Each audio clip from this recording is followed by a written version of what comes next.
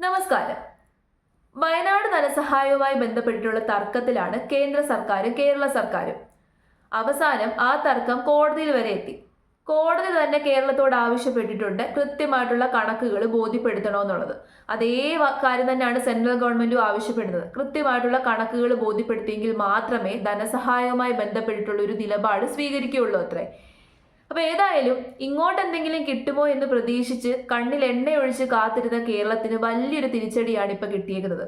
ഇങ്ങോട്ടൊന്നും കിട്ടുന്നുമില്ല, എന്നാൽ തിരിച്ച് അങ്ങോട്ട് പൈസ അടയ്ക്കുകയും ചെയ്യണം. പ്രളയം മുതൽ വയനാട് ദുരന്തം വരെയുള്ള എയർലിഫ്റ്റ് സേവനത്തിന് 132 കോടി 62 ലക്ഷം രൂപ കേരളം തിരിച്ചടയ്ക്കണമെന്ന് കേന്ദ്ര സർക്കാർ.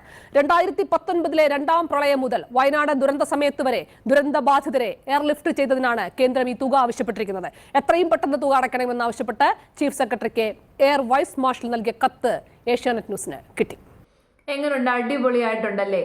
ഈ ഒരു വാർത്ത കേട്ടപ്പോൾ എൻ്റെ ഉള്ളിലുള്ള ഒരു സംശയമാണ്, കേരളം എന്താ ഇന്ത്യയിലല്ലേ? ഈ സംസ്ഥാനത്തെ ജനങ്ങൾ ഇന്ത്യൻ സിറ്റിസൺസ് അല്ലേ? ഇനി വല്ല ഭൂകമ്പവും വല്ലതും വന്നിട്ടേ കേരള ഇന്ത്യൻ സബ് കോണ്ടിനെന്റിൽ നിന്ന് പിളർന്ന് വല്ല ആഫ്രിക്കൻ വൻകരയിലേക്കും പോയി ചേർന്നു? അങ്ങനെയാണെന്നുണ്ടെങ്കിൽ നമ്മളെ എന്തെങ്കിലും സഹായിക്കണമെന്നുണ്ടെങ്കിൽ സെൻട്രലിന് പൈസ കൊടുത്തേ പറ്റത്തുള്ളൂ. ഇവിടെ അങ്ങനല്ലല്ലോ സിറ്റുവേഷൻ. നമ്മൾ ഇന്ത്യൻ സിറ്റിസൺസ് ആണ്. അപ്പൊ ഈ നാട്ടിലെ ജനങ്ങൾക്ക് എന്തെങ്കിലും പ്രശ്നം ഉണ്ടായിക്കഴിഞ്ഞാൽ നമ്മളെ സംരക്ഷിക്കുകയും നമ്മളെ രക്ഷിക്കുകയും ചെയ്യേണ്ട ഉത്തരവാദിത്തം സെൻട്രൽ ഗവൺമെന്റിനും കൂടി ഉള്ളതാണ്. അപ്പൊ അങ്ങനെ ജനങ്ങളെ രക്ഷിച്ചതിന് പൈസ അടയ്ക്കണമെന്ന് പറഞ്ഞു കഴിഞ്ഞാൽ എവിടുത്തെ നിലപാടാണ്? അതിനെക്കാട്ടി വലിയ വിരോധാഭാസം വേറെ ഉണ്ടോ? ഇങ്ങോട്ട് ധനസഹായമോ കിട്ടുന്നില്ല, എന്നാൽ ചെയ്തു തന്ന സഹായത്തിന് അങ്ങോട്ട് കൂലി വാങ്ങിക്കുകയും ചെയ്യുകയാണ്. ഇതിപ്പോ വയനാട്ടിലെ ജനങ്ങളെ എയർലിഫ്റ്റ് ചെയ്തതിന്റെ കണക്കുകൾ മാത്രമല്ല, 2019 പ്രളയത്തിന് എയർലിഫ്റ്റ് ചെയ്തതിന്റെ കണക്ക് വരെയാണ് ഇപ്പൊ ചോദിച്ചേക്കുന്നത്. ഇടുക്കി വയനാട് ദുരന്തത്തിൽ മറക്കാനാകാത്ത ദൃശ്യങ്ങളിൽ ഒന്നാണിത്. നിസ്സഹായരായ മനുഷ്യരെ വിവിധ ഘട്ടങ്ങളിലായി സൈന്യം ദുരന്തഭൂമിയിൽ നിന്ന് പുറത്തെത്തിച്ചു. രാജ്യം കൈയടിച്ച ആദ്യ ദിനത്തിലെ ഈ സേവനത്തിന് വ്യോമസേനയ്ക്ക് കേരളം നൽകേണ്ട തുകയുടെ കണക്കാണിത്. ആദ്യ ദിനമായ ഓഗസ്റ്റ് 30 മാത്രം ചെലവ് 8,91,23,500 രൂപ.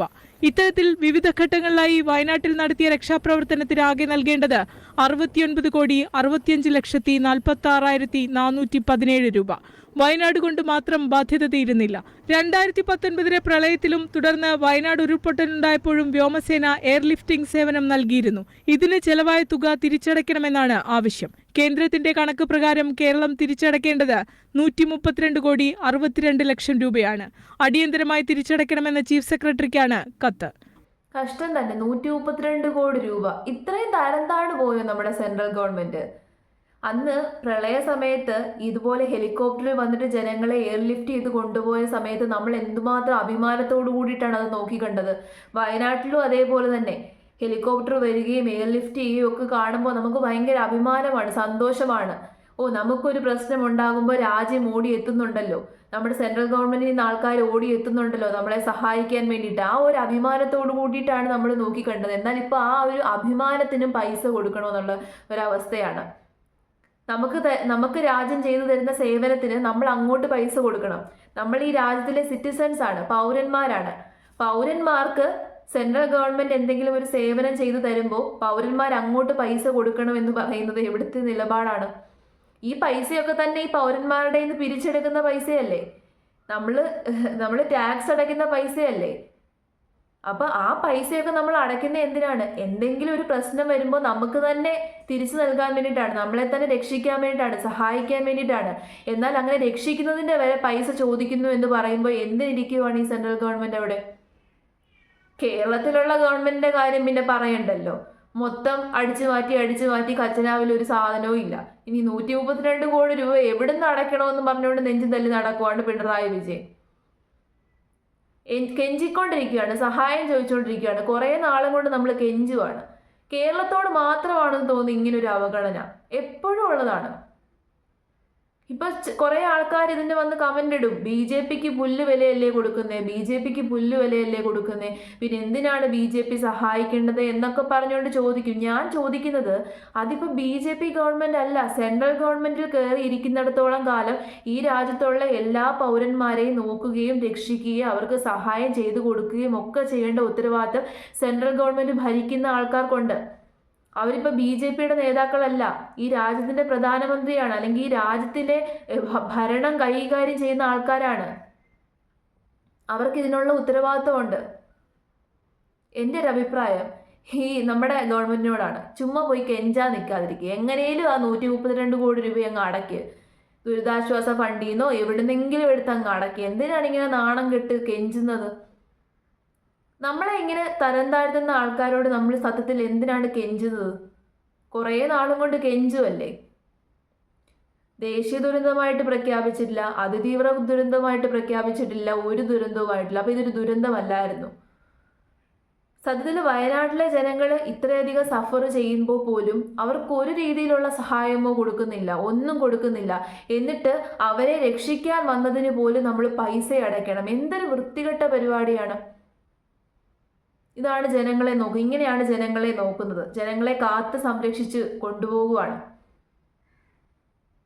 ഇതെങ്കിലും കേരളത്തിലെ ജനങ്ങൾ മനസ്സിലാക്കിക്കോണം. ഇതാണ് അവഗണന എന്ന് പറയുന്നത്. ഇതിനെയാണ് സത്യത്തിൽ അവഗണന എന്ന് പറയുന്നത്. ഇങ്ങനെയാണ് നമ്മളെ അവഗണിച്ചുകൊണ്ടിരിക്കുന്നത്. ഇവിടുന്ന് ഒരു സെൻട്രൽ ഗവൺമെന്റ് മിനിസ്റ്റർ ഉണ്ടല്ലോ, പിന്നെ ഇതൊക്കെ കണ്ടിങ്ങനെ ചിരിച്ച് സിനിമാ ഡയലോഗും അടിച്ച് പ്രസംഗിച്ച് നടക്കുവാണല്ലോ പുള്ളിയുടെ പരിപാടി. തൃശ്ശൂരിൻ്റെ കാര്യം മാത്രം നോക്കാനല്ലല്ലോ അത്. സെൻട്രൽ ഗവൺമെന്റ് മിനിസ്റ്റർ ആകുമ്പോൾ ഈ നാട്ടിൽ നിന്ന് പോകുമ്പോൾ ഈ നാട്ടിലെ മുഴുവൻ കാര്യം കൂടി നോക്കാനുള്ള ഇത് അദ്ദേഹത്തിനുണ്ട്, ഉത്തരവാദിത്തം അദ്ദേഹത്തിനുണ്ട്. പക്ഷെ സിനിമാ ഡയലോഗ് പറഞ്ഞ് അങ്ങോട്ടും ഇങ്ങോട്ടും നടക്കുവാണ് പരിപാടി. പിന്നെ നമ്മുടെ നാട്ടിലെ ഒരു ഗവൺമെന്റ് ഉണ്ടെങ്കിൽ അതിനും ഒരു പ്രയോജനവും ഇല്ല. നമ്മുടെ നാട്ടിലെ ഗവൺമെന്റിനെയും കൊണ്ട് നമുക്കൊരു പ്രയോജനവും ഇല്ല, സെൻട്രൽ ഗവൺമെന്റിനെയും കൊണ്ട് നമുക്കൊരു പ്രയോജനവും ഇല്ല. വെറുതെ ഇങ്ങനെ അഭിമാനത്തോടുകൂടി ഇരിക്കാം. നമ്മൾ ഈ രാജ്യത്തിലെ പൗരന്മാരാണേ എന്ന് പറഞ്ഞുകൊണ്ട് ഇരിക്കാൻ മാത്രമേ നമുക്ക് പറ്റുന്നുള്ളൂ. അല്ലാതെ ഒരു പ്രയോജനവും നമുക്ക് കിട്ടുന്നില്ല.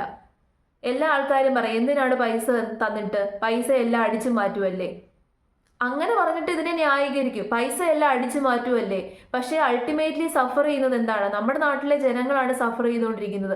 അല്ലെന്നുണ്ടെങ്കിൽ വയനാട്ടിലുള്ള ജനങ്ങളാണ് സഫർ ചെയ്തുകൊണ്ടിരിക്കുന്നത്. ഈ കേരള ഗവൺമെന്റ് ചെയ്യുന്ന വൃത്തികേടിനും സെൻട്രൽ ഗവൺമെന്റ് ചെയ്യുന്ന അവഗണനയ്ക്കും സഫർ ചെയ്തുകൊണ്ടിരിക്കുന്നത് ഈ നാട്ടിലെ പൗരന്മാരല്ലേ. ആ ഒരു കാര്യം കൺസിഡർ ചെയ്തെങ്കിലും ഇവരിങ്ങനത്തെ പരിപാടി കാണിക്കാതിരുന്നൂടെ?